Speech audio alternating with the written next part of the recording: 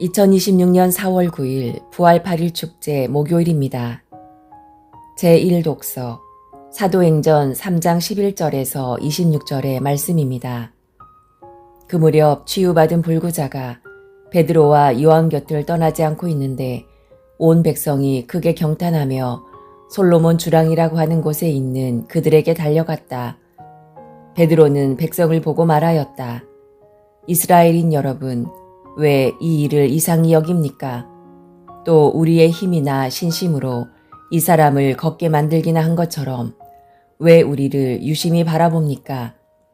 여러분은 예수님을 빌라도에게 넘기고 그분을 놓아주기로 결정한 빌라도 앞에서 그분을 배척하였습니다. 그러나 아브라함의 하느님과 이사학의 하느님과 야곱의 하느님, 곧 우리 조상들의 하느님께서는 당신의 종 예수님을 영광스럽게 하셨습니다.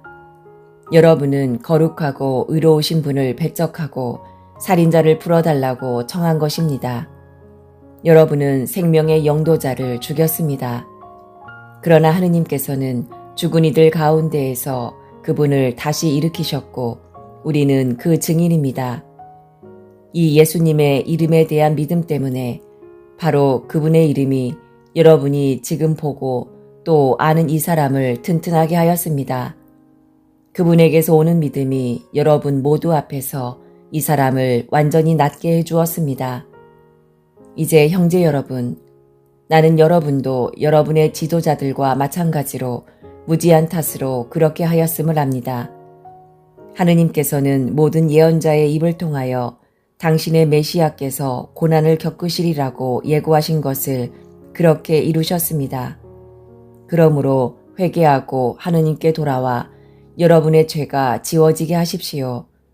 그러면 다시 생기를 찾을 때가 주님에게서 올 것이며 주님께서는 여러분을 위하여 정하신 메시아, 곧 예수님을 보내주실 것입니다. 물론 이 예수님께서는 하느님께서 예로부터 당신의 거룩한 예언자들의 입을 통하여 말씀하신 대로 만물이 복원될 때까지 하늘에 계셔야 합니다. 모세는 이렇게 말하였습니다. 주 너희 하느님께서는 너희 동족 가운데에서 나와 같은 예언자를 일으켜 주실 것이니 너희는 그가 하는 말은 무엇이든지 다 들어야 한다.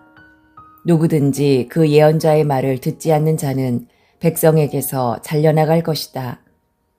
그리고 사무엘을 비롯하여 그 뒤를 이어 말씀을 전한 모든 예언자도 지금의 이때를 예고하였습니다.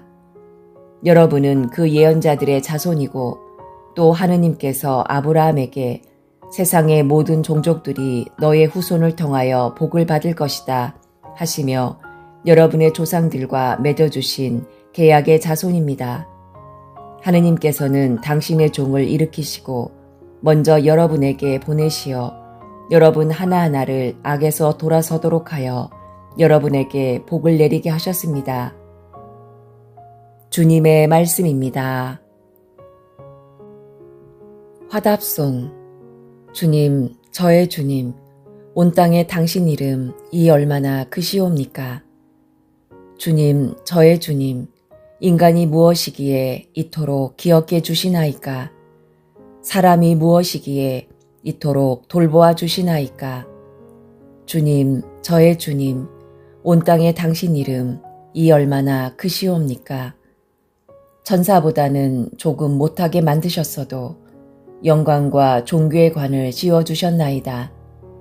당신 손으로 지으신 작품들을 다스리게 하시고 만물을 그 발 아래 두셨나이다. 주님, 저의 주님, 온 땅에 당신 이름 이 얼마나 크시옵니까? 저 모든 양떼와 소떼, 들짐승하며 하늘의 새와 바다의 물고기, 물속길을 다니는 것들을 다스리게 하셨나이다. 주님, 저의 주님, 온 땅에 당신 이름 이 얼마나 크시옵니까? 복음, 루카가 전한 거룩한 복음 24장 35절에서 48절의 말씀입니다. 그 무렵 예수님의 제자들은 길에서 겪은 일과 빵을 떼실 때에 그분을 알아보게 된 일을 이야기해 주었다. 그들이 이러한 이야기를 하고 있을 때 예수님께서 그들 가운데에 서시어 평화가 너희와 함께 하고 그들에게 말씀하셨다. 그들은 너무나 무섭고 두려워 유령을 보는 줄로 생각하였다. 그러자 예수님께서 그들에게 이르셨다. 왜 놀라느냐? 어찌하여 너희 마음에 여러 가지 의혹이 있느냐? 내 손과 내 발을 보아라. 바로 나다. 나를 만져보아라. 유령은 살과 뼈가 없지만 나는 너희도 보다시피 살과 뼈가 있다.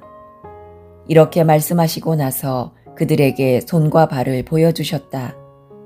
그들은 너무 기쁜 나머지 아직도 믿지 못하고 놀라워하는데 예수님께서 그들에게 여기에 먹을 것이 좀 있느냐 하고 물으셨다. 그들이 구운 물고기 한 토막을 드리자 예수님께서는 그것을 받아 그들 앞에서 잡수셨다.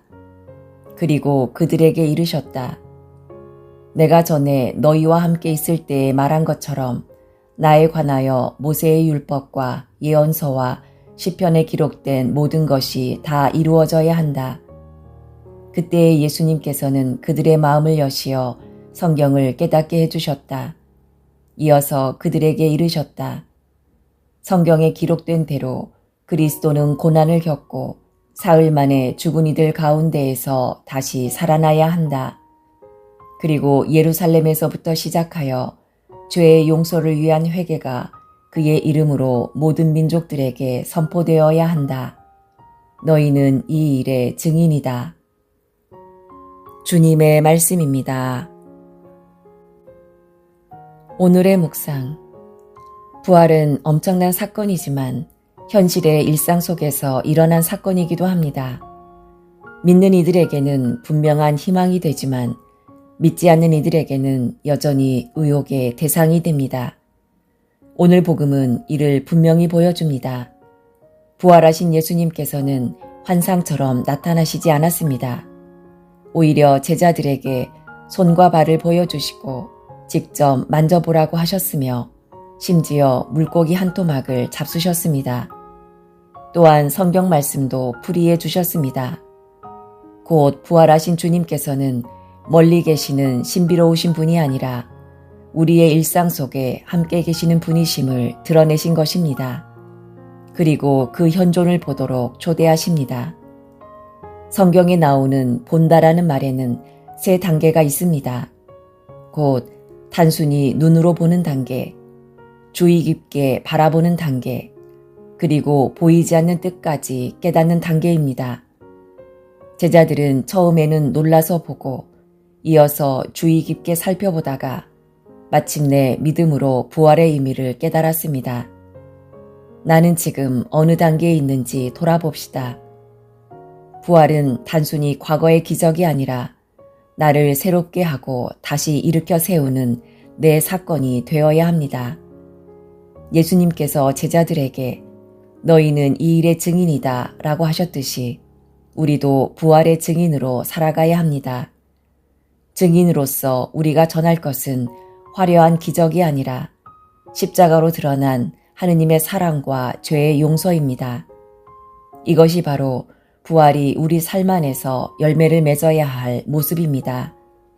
우리가 그러한 부활의 증인으로 살아갈 때 부활은 더 이상 과거의 이야기가 아니라 지금 이 자리에서 우리 안에 이루어지는 사건이 될 것입니다.